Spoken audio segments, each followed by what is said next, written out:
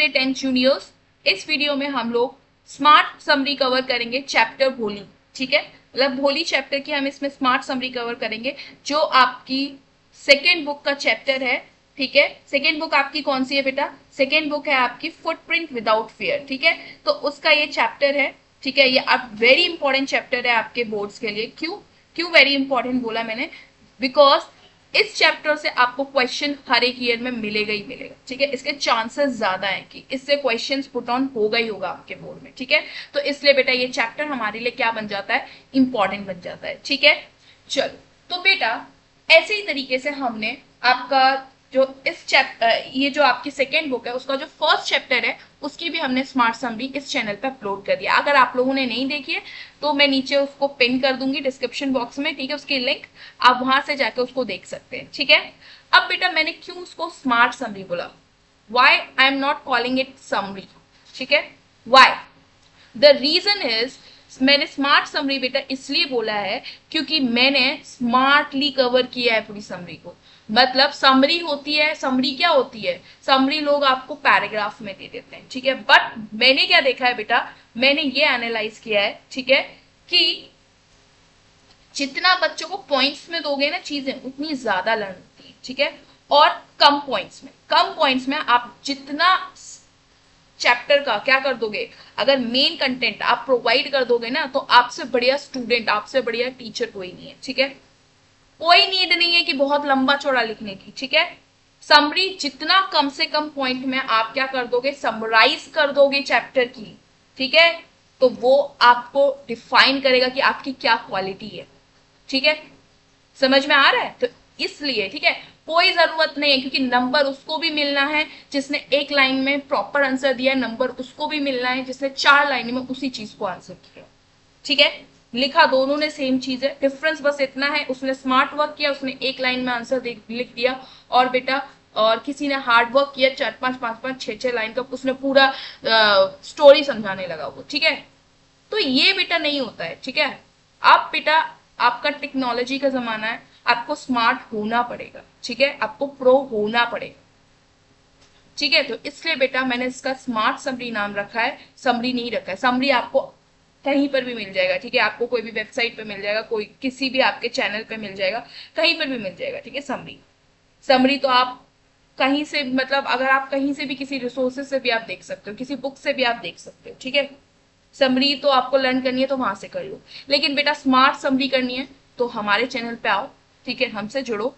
ठीक है, और बेटा हमारे साथ हर एक चैप्टर्स की स्मार्ट समरी आप खुद करो। ठीक है ना, और क्या करो बेटा, उसको लर्न करो और जाके एग्जाम में एग्जामिनर को दे दो। ठीक है, लिख के दे दो, वो एक नंबर देगा ही देगा आपको, नंबर आपके कटने ही नहीं है। ठीक है, और आप इस तरीके से जो लोग दो दो महीने में, ठीक है, कवर करेंगे, वो चीज आप 2 दिन में कवर कर दोगे।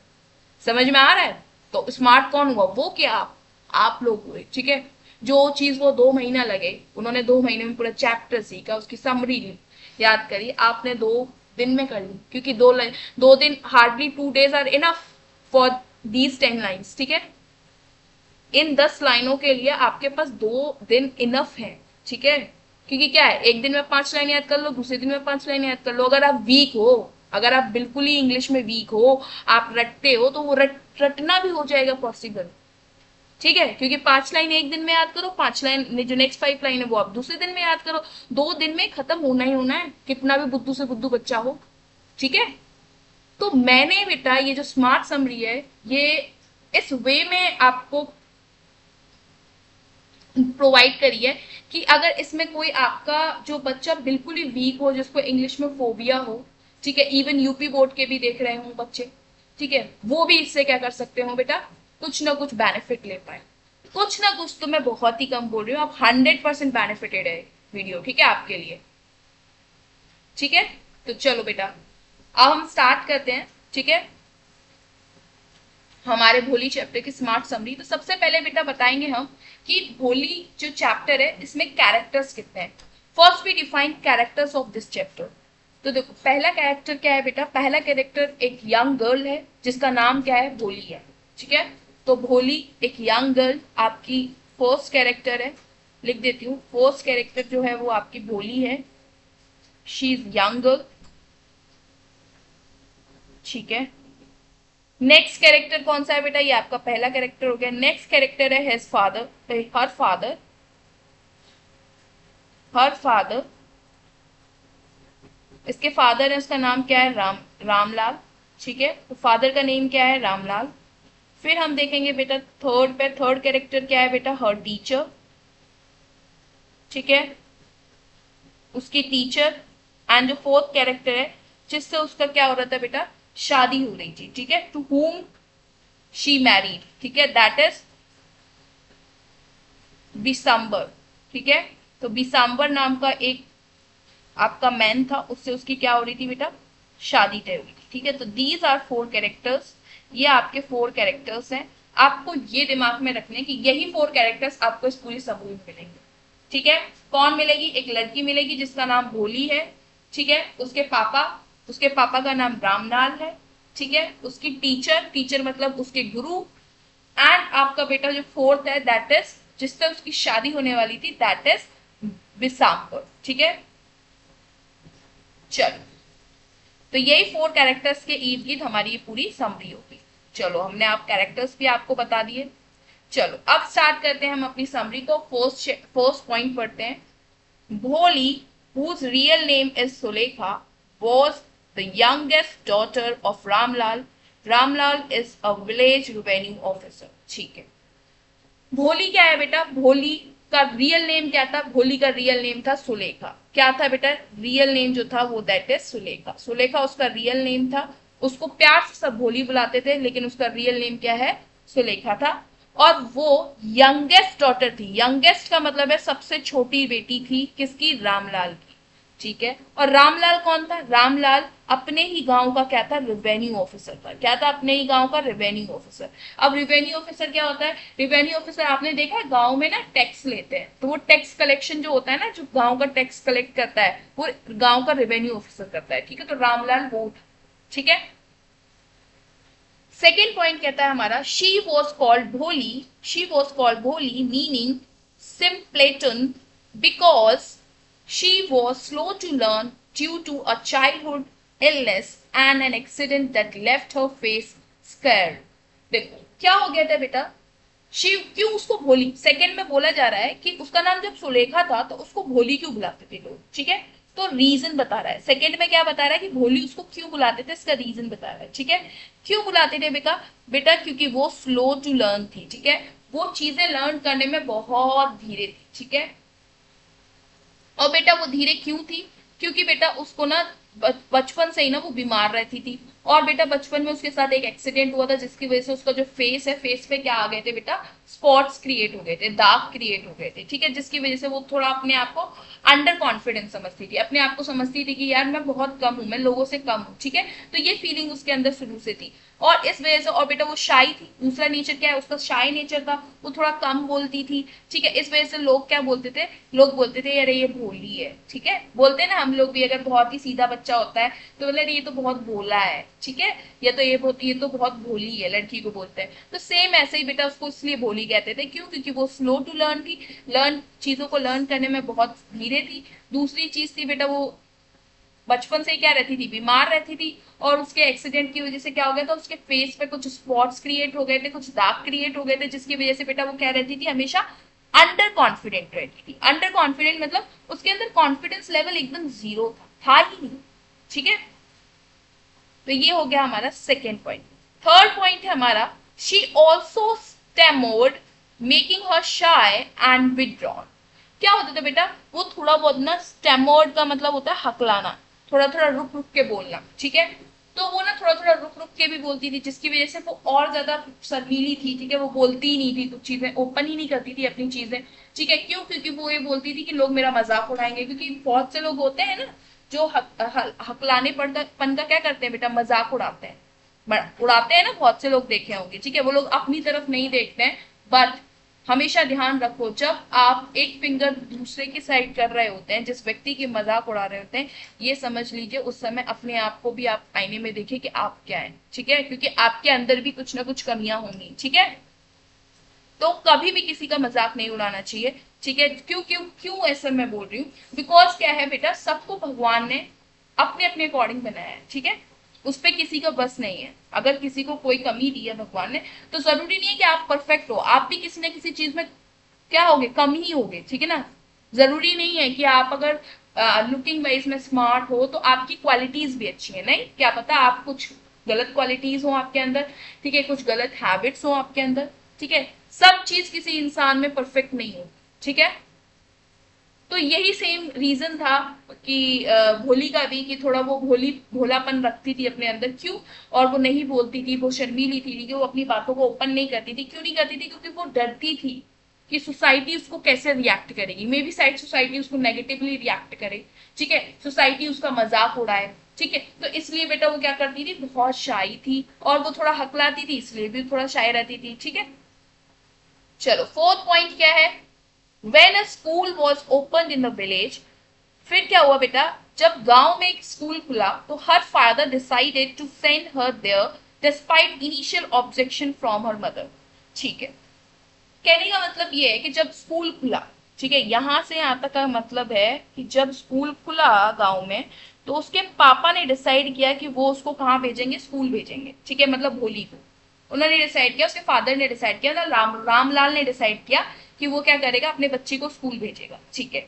लेकिन उसकी मम्मी नहीं चाहती थी, उसकी मम्मी क्या कर रही थी, उसकी मम्मी उसको उस जो उसके फादर का डिसीजन है उसको क्या कर रही थी, ऑब्जेक्ट कर रही थी, मतलब उस पर सहमति नहीं जता रही थी। वो कह रही थी कि नहीं, ये इतनी भोली सी तो है, इसको क्या स्कूल में भेजना, ठीक है, ये तो कुछ लर्न भी नहीं कर पाएगी, जब इतना डम है ये, धीरे धीरे लर्न करती है और ये हकला हकला के भी बोलती है, तो ये क्या कर पाएगी, ये नहीं वहां पर सेटल हो पाएगी। तो इसलिए उसकी मम्मी मना कर रही थी कि नहीं भाई, इसको स्कूल स्कूल कुछ नहीं भेजता है। लेकिन उसके फादर का डिटर्मिनेशन देखो, कितने अच्छे फादर थे उसके।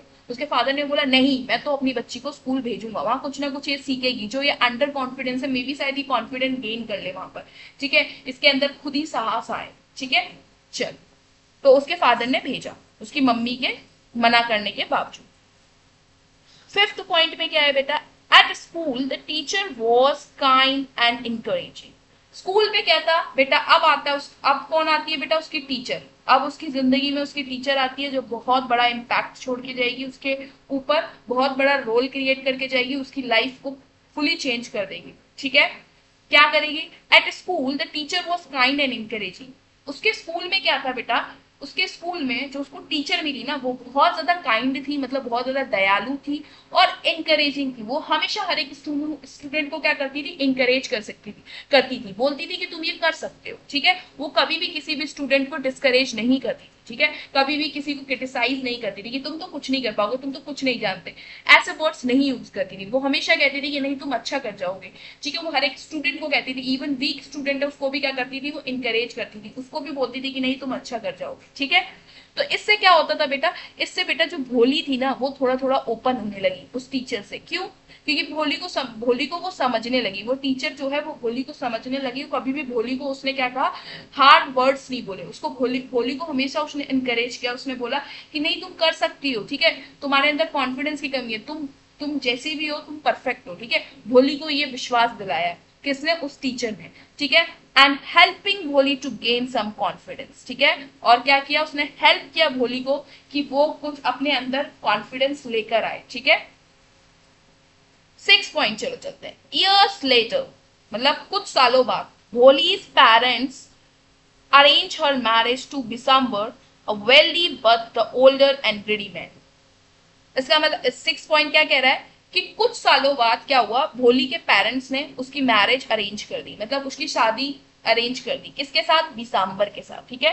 बिसाम्बर के साथ अरेंज कर दी। बिसाम्बर कौन था, बिसाम्बर पैसे वाला तो था, वेल्दी तो था, बहुत वेल्दी था, पैसे वाला था, लेकिन क्या था बेटा, उससे उम्र में बहुत बड़ा था, बूढ़ा था, ठीक है। और क्या था बेटा, ग्रीडी पर्सन था। ग्रीडी मतलब लालची था वो, ठीक है। वो डॉवरी मांग रहा था, वो दहेज मांग रहा था, वो दहेज का बहुत बड़ा लालची इंसान था, ठीक है।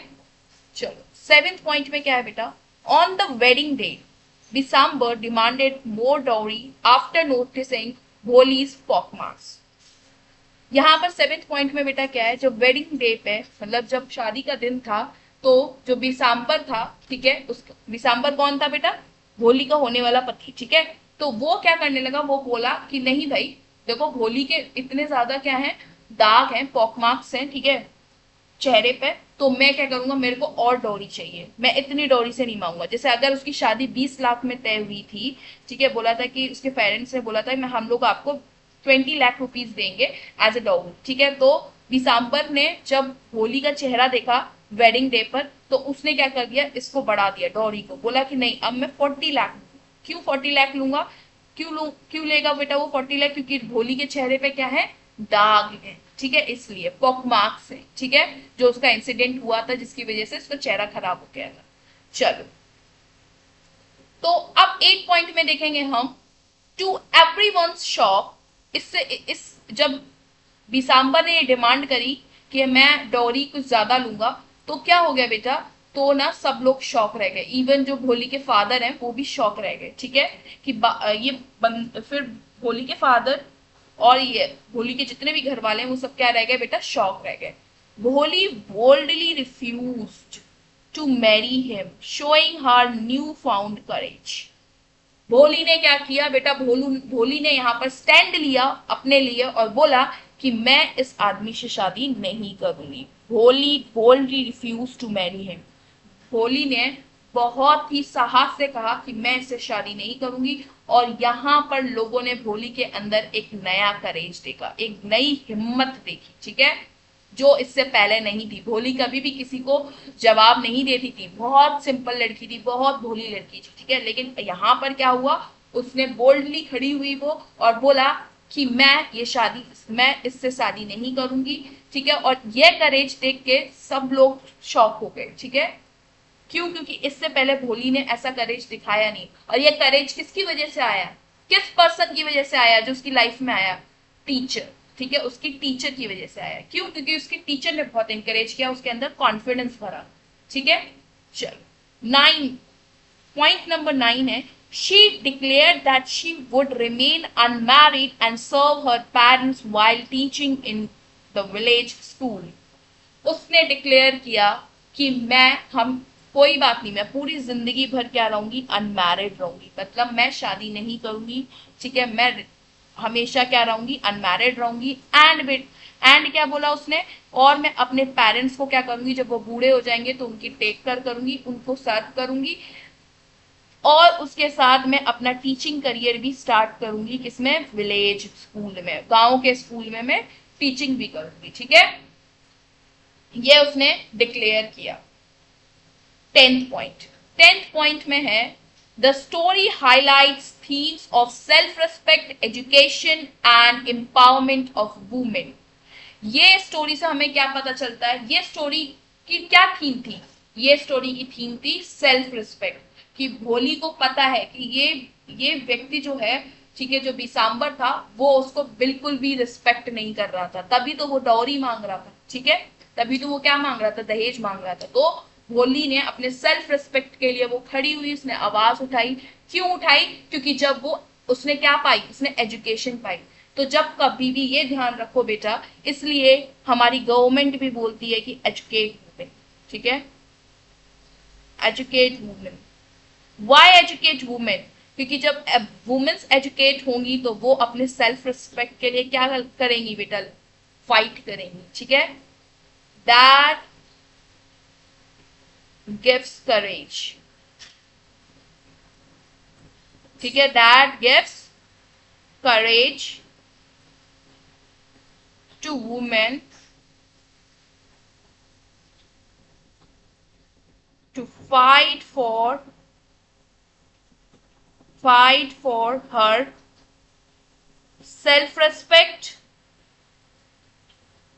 ठीक है, अपने सेल्फ रिस्पेक्ट के लिए तभी वो लड़ सकती है जब वो एजुकेट होंगी। जैसे भोली जब स्कूल गई, स्कूल में जाके वो एजुकेशन उसने प्राप्त करी अपने टीचर से, ठीक है, और तो क्या हुआ, उस एजुकेशन से उसके अंदर कॉन्फिडेंस बिल्डअप हुआ, और उसी कॉन्फिडेंस की वजह से वो क्या कर पाई बेटा, वो अपने सेल्फ रिस्पेक्ट के लिए क्या कर पाई, आवाज उठा पाई, ठीक है, समझ में आ रहा है। तो इससे क्या होगा बेटा, एजुकेट, जब हम वुमेन्स को एजुकेट करेंगे तो वुमेन एम्पावरमेंट करेंगे, ठीक है, क्या करेंगे, वुमेन एम्पावरमेंट, ठीक है, वुमेन को पावर देंगे कि वो अपना डिसीजन खुद अपनी लाइफ का ले सकें। ठीक है, तो समझ में आया। तो वुमेन एम्पावरमेंट के लिए क्या जरूरी है? एजुकेट। ठीक है, एजुकेट द वुमेन। सबसे पहले फर्स्ट स्टेप क्या है? आप एजुकेशन दीजिए, गिव एजुकेशन टू वुमेन। ठीक है, फिर क्या होगा बेटा? वो एजुकेशन से क्या होगा बेटा? Education gives courage to women to fight for her self respect. And उससे क्या होगा बेटा? हमारा जो मोटो है, हमारी गवर्नमेंट का जो मोटो है वुमेन एम्पावरमेंट का, वो क्या होगा? अचीव होगा। ठीक है, तो ये स्टोरी जो है, ये स्टोरी आपको यही चीज हाईलाइट कर रही है, वुमेन एम्पावरमेंट को हाईलाइट कर रही है। ठीक है, चलो यहां पर देखो हमारा पूरा कंप्लीट होता है हमारा स्मार्ट समरी चैप्टर भोली का। ठीक है, और इसी तरीके से स्मार्ट तरीके से सारे चैप्टर्स की समरी आप लोगों को कंप्लीट करनी है। ठीक है, तो आप क्या करेंगे? अगर पढ़नी है तो क्या करेंगे आप बेटा? इस चैनल पे हमारे साथ जुड़ जाइए। जुड़ने के लिए आपको इस चैनल को सब्सक्राइब करना पड़ेगा, तो सब्सक्राइब कर दीजिए। एंड बेटा ये भी आप समझिए, अगर हमारे सारे चैप्टर स्मार्ट समरी के, पहला हमारा टारगेट है कि हम सारे चैप्टर्स की स्मार्ट समरी कवर करेंगे, है ना। अगर जब हमारा स्मार्ट समरी पूरे चैप्टर्स का कंप्लीट हो जाएगा और टाइम परमिट करेगा, ठीक है, अगर टाइम बचेगा, ठीक है, बोर्ड से पहले, तो हम बेटा क्या करेंगे बेटा? सारे पीवाईक्यूज, एक एक चैप्टर के सारे पीवाईक्यूज भी हम लोग कंप्लीट करेंगे। ठीक है, ठीक है, चलो तो मिलते हैं हम नेक्स्ट चैप्टर की स्मार्ट समरी के साथ। Till then bye, keep studying, work hard, stay motivated, stay tuned with this channel for your up level preparation of your 10th boards. ठीक है, बाय बाय।